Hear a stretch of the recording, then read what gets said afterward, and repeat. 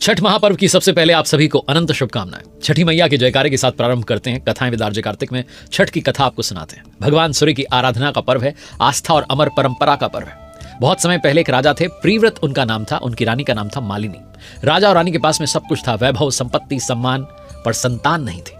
वो निसंतान थे। वर्ष पर वर्ष बीतते गए और हर दिन उनके हृदय में यही प्रार्थना रहती थी, हे भगवान हमें एक संतान का सुख दीजिए। पर ईश्वर मौन रहे। आखिरकार राजा रानी ने एक दिन महर्षि कश्यप को अपने राजमहल में आमंत्रित किया।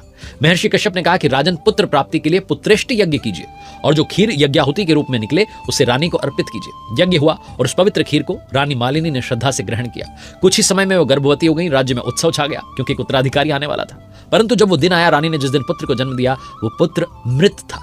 पूरा राजमहल शोक में डूब गया। राजा अपने पुत्र के शव को लेकर शमशान पहुंचते हैं। आंखों में आंसू थे, दिल में पीड़ा थी। वो प्राण त्यागने वाले थे कि तभी आकाश से एक दिव्य प्रकाश उतरता है। वो थी देवसेना, भगवान ब्रह्मा की मानस पुत्री। उन्होंने कहा, राजन, मैं सृष्टि की मूल प्रवृत्ति के छठे अंश से उत्पन्न हुई हूं, इसलिए मुझे षष्ठी देवी कहा जाता है। मैं ही वो शक्ति हूं जो बालकों की रक्षा करती है, उन्हें जन्म देती है। आप मेरा पूजन कीजिए और लोगों को बताइए। राजा ने विधिवत पूजा की कार्तिक शुक्ल षष्ठी के दिन, और कहते हैं देवी की कृपा से उन्हें एक सुंदर जीवित पुत्र की प्राप्ति। राजा ने पूरे राज्य में देवी षष्ठी की महिमा का प्रचार किया, गुणगान किया, और तभी से इस पर्व की शुरुआत हुई जिसे आज हम श्रद्धा से छठ महापर्व के नाम से जानते हैं। सदियां बीत गईं पर परंपरा आज भी जीवंत है, क्योंकि छठ केवल एक व्रत नहीं है, मातृत्व, भक्ति और आस्था का उत्सव। कहते हैं कि छठी मैया भगवान सूर्यदेव की बहन है और इस पर्व में भक्त जो है सूर्यदेव की उपासना करते हैं ताकि छठी मैया प्रसन्न हो। इसीलिए इसे सूर्य षष्ठी व्रत भी कहा जाता है। छठ की कथा रामायण से भी जुड़ी है। कहते हैं कि जब भगवान राम रावण का वध करके माता सीता और लक्ष्मण जी के साथ अयोध्या लौटे तो कार्तिक मास की शुक्ल षष्ठी को माता सीता जी ने षष्ठी देवी और सूर्यदेव की आराधना की थी।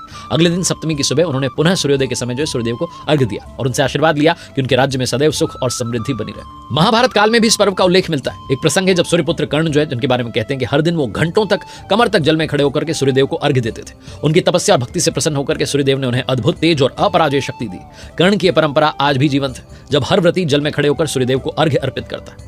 एक और प्रसंग है, कहते हैं जब पांडव अपना सब कुछ हार गए थे तब द्रौपदी ने भी छठ का व्रत रखा था। उनकी भक्ति से प्रसन्न होकर के सूर्यदेव ने उन्हें वरदान दिया कि जो कुछ आपने खो दिया है सब कुछ आपको मिल जाएगा। तभी से कहा जाता है कि छठ का व्रत करने से हर मनोकामना पूर्ण हो जाती है, घर में सुख समृद्धि और संतान का आशीर्वाद आता है। छठ पर्व वर्ष में जो है 2 बार मनाया जाता है। पहली बार चैत्र शुक्ल षष्ठी को, जिसे चैती छठ कहा जाता है, और दूसरी बार कार्तिक शुक्ल षष्ठी को, जिसे कार्तिकी छठ कहते हैं। ये पर्व 4 दिनों का होता है और हर दिन का अपना अर्थ है, अपनी भक्ति है, अपनी कहानी है। पहला दिन है नहाए खाए। व्रती जो है सूर्योदय के साथ उठते हैं, घर की साफ सफाई करते हैं, वातावरण को शुद्ध करते हैं। फिर भक्त जो है स्नान करके शुद्ध शाकाहारी भोजन ग्रहण करते हैं। दूसरा दिन जिसे कहते हैं खरना। इस दिन पूरे दिन निर्जला उपवास रखा जाता है। शाम को गुड़ की खीर, घी लगी रोटी और फलों से प्रसाद तैयार होता है। ये प्रसाद शुद्धता और आत्म संयम का प्रतीक होता है। तीसरा दिन जब आता है संध्या अर्घ्य का।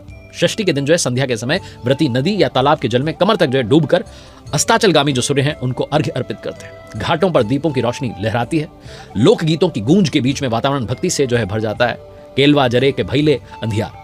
चौथा दिन जो है वो है उषा अर्घ्य का। अगली सुबह सूर्योदय से पहले घाटों पर भक्त जो है वो एकत्रित होते हैं। सूर्य की पहली किरण जब जल की सतह को छूती है तब व्रती दोनों हाथ जोड़ करके उगते सूर्य को अर्घ्य देते हैं। ये दृश्य जो है हर आत्मा को भक्ति से भर देता है। ऐसा लगता है मानो धरती, जल और आकाश तीनों एक साथ भगवान सूर्यदेव की आराधना कर रहे हैं। व्रती 36 घंटे तक निर्जला उपवास रखते हैं, ना भोजन ना जल, सिर्फ भक्ति, श्रद्धा और आत्म संयम।